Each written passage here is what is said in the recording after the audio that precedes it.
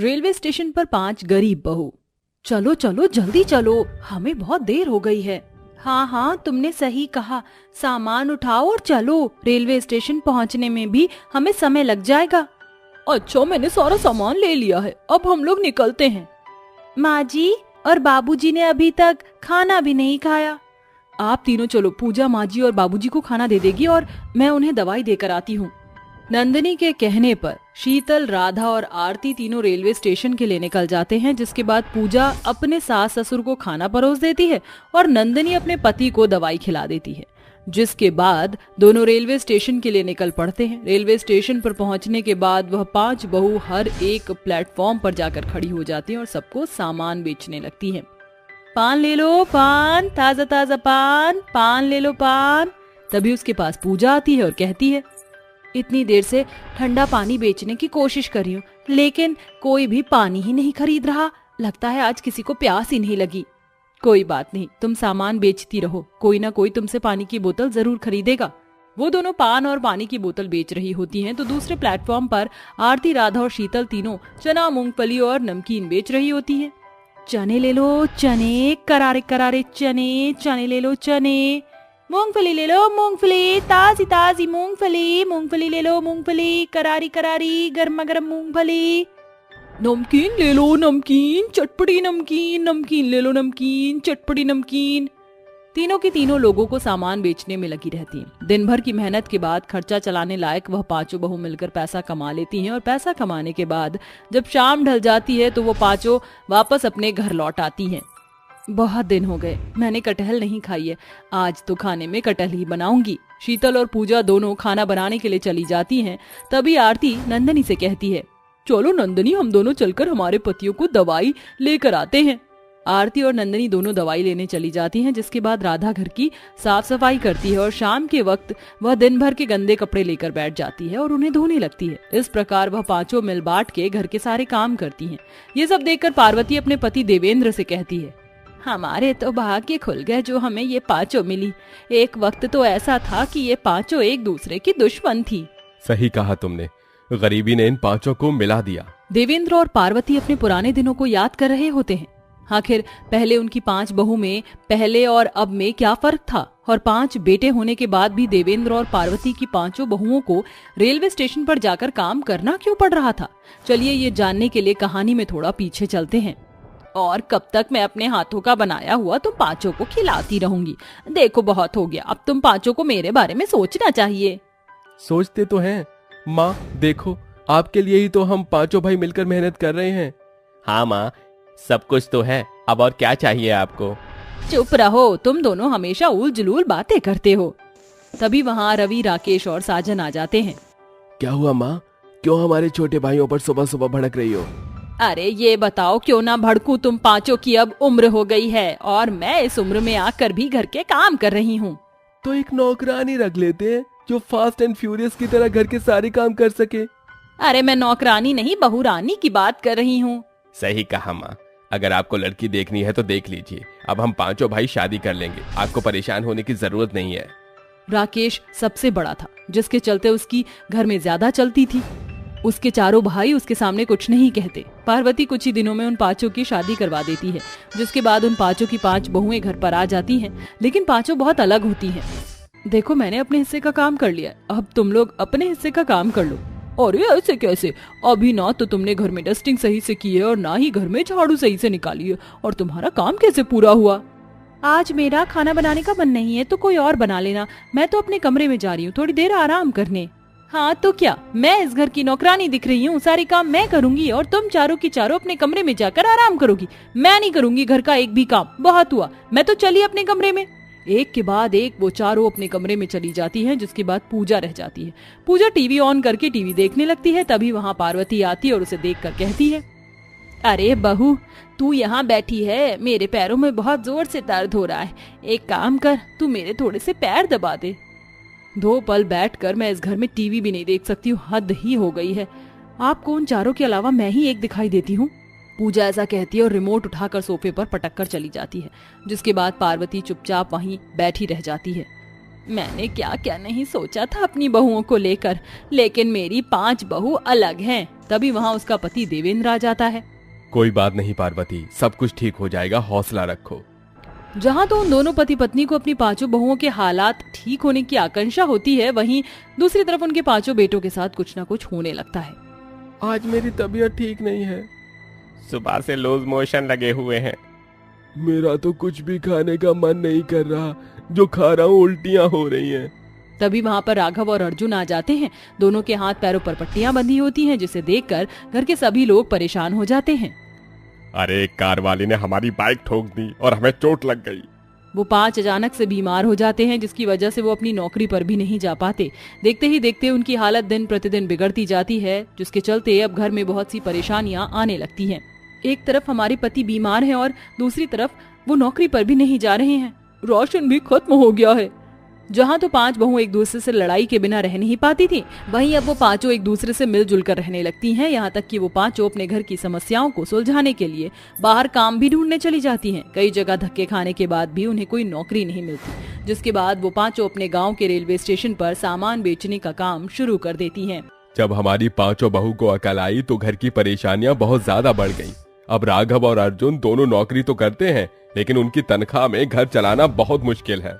लेकिन देखो, इस गरीबी में भी हमारी 5 बहू कितनी खुश हैं और इस परिवार को किस तरह समझ रही हैं। सही कहा है किसी ने, वक्त रहते हर इंसान को अकल आ जाती है। पार्वती और देवेंद्र दोनों बहुत खुश होते हैं। रात में सभी खाना खाकर सो जाते हैं। अगले दिन वो 5 फिर से रेलवे स्टेशन पर सामान बेचने चली जाती हैं, जहाँ पर उन्हें अपने गाँव की कुछ औरतें मिल जाती हैं, जो कि उन्हें उल्टा सीधा सुनाने लगती हैं। देखो देखो, अर्श से फर्श पर आ गई ये 5।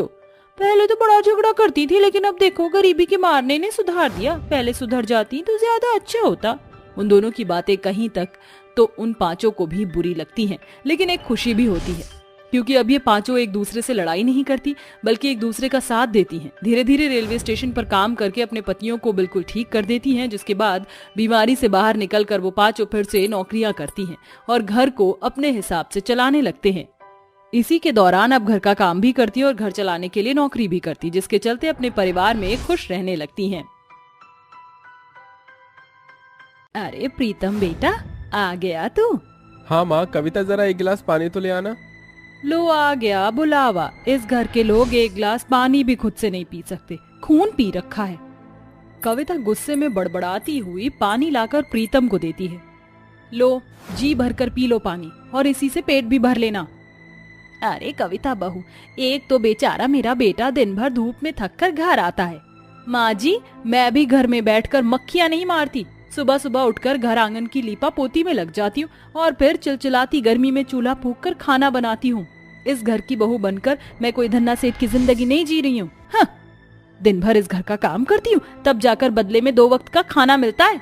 अरे भाग्यवान, भगवान हमें 2 वक्त की रोटी दे रहा है, वो भी बहुत है।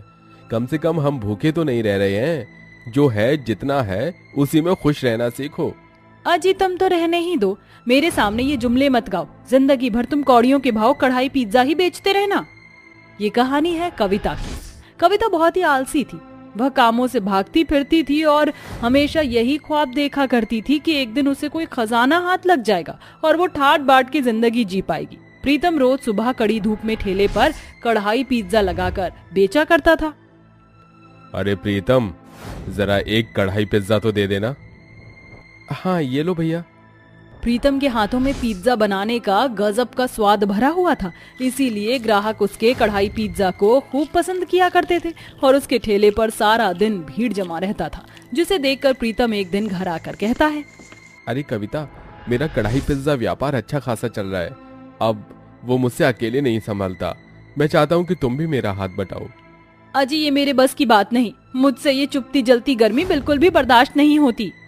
कामचोर कविता प्रीतम की मदद के लिए मना कर देती है। अब प्रीतम अकेले ही कड़ी धूप में कढ़ाई पिज्जा बनाकर बेचा करता, जिस कारण वो बहुत बीमार हो जाता है और उसका कढ़ाई पिज्जा व्यापार बंद पड़ जाता है, जिस कारण घर के हालात भी बिगड़ने लगते हैं।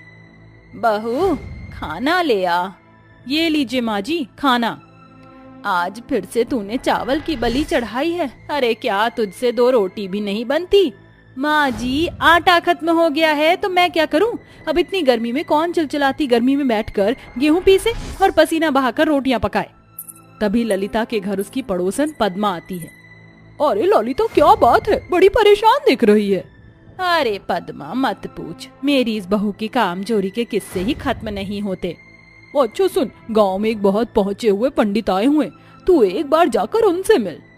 कविता कान गड़ाए हुए पद्मा की ये बात सुनकर उस पंडित के पास आती है, जहाँ पंडित लोगों के हाथों की रेखाएं देख रहे होते हैं। कहो बेटी, मैं तुम्हारी कैसे मदद कर सकता हूँ?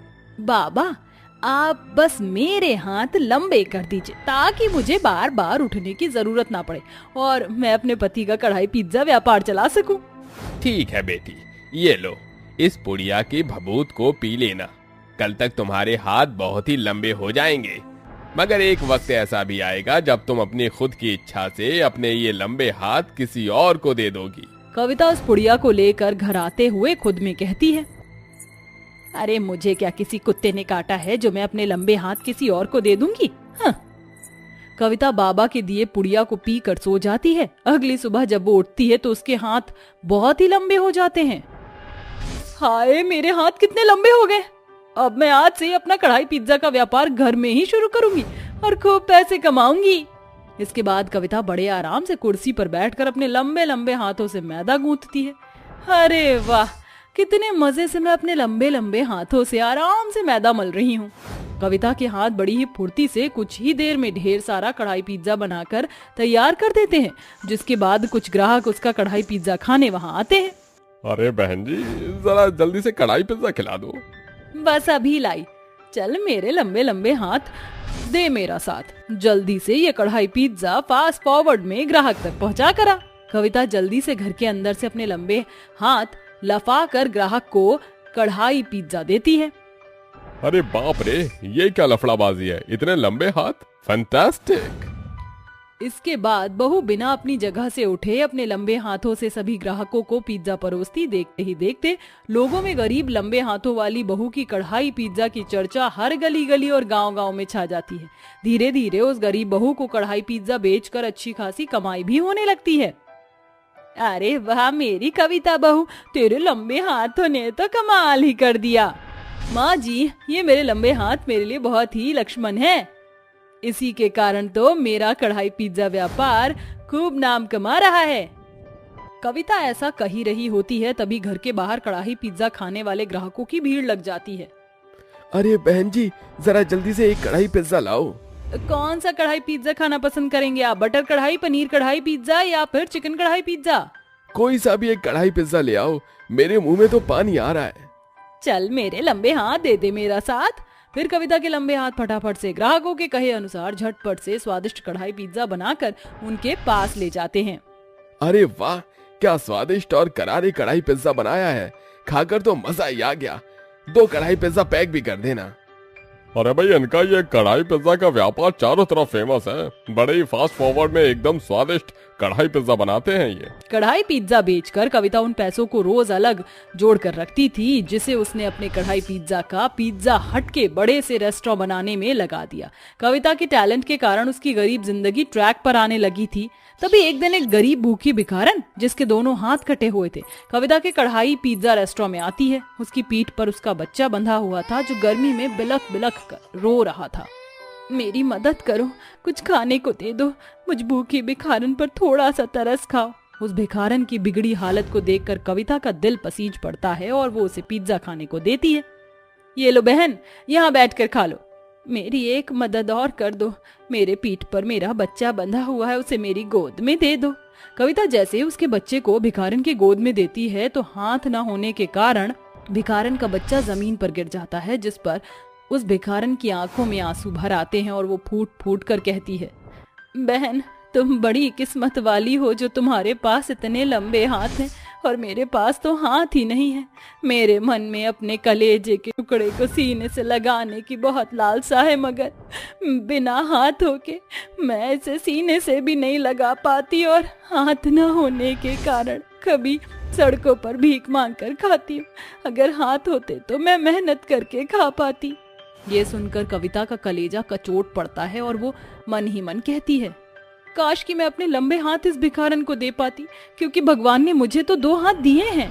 कविता के दिल से ऐसा कहते ही उसके लंबे हाथ उस भिखारन के हो जाते हैं और कविता के हाथ पहले की तरह साधारण हो जाते हैं। मेरे हाथ इतने लंबे हो गए। तुमने अपने हाथ मुझे क्यों दे दिए? क्योंकि इसकी मुझसे ज्यादा तुमको जरूरत है। जाओ, तुम्हें अपना और अपने बच्चे का पेट भीख मांगकर नहीं भरना पड़ेगा। भिखारन कविता और उसके कढ़ाई पिज्जा रेस्टोरेंट की तरफ अपने लंबे हाथ बढ़ाकर उसे दिल से दुआएं देकर वहां से चली जाती है और गरीब बहू कविता कड़ी मेहनत झोंक कर अपनी कढ़ाई पिज्जा व्यापार को आगे बढ़ाती है। मगर आज भी उस गरीब बहू के हाथों से कढ़ाई पिज्जा का स्वाद छिना नहीं, बल्कि उतनी ही भरपूरी से भरा हुआ है जो शायद उसकी इंसानियत का सिला था या फिर भिखारन की दी गई दुआओं का फल है।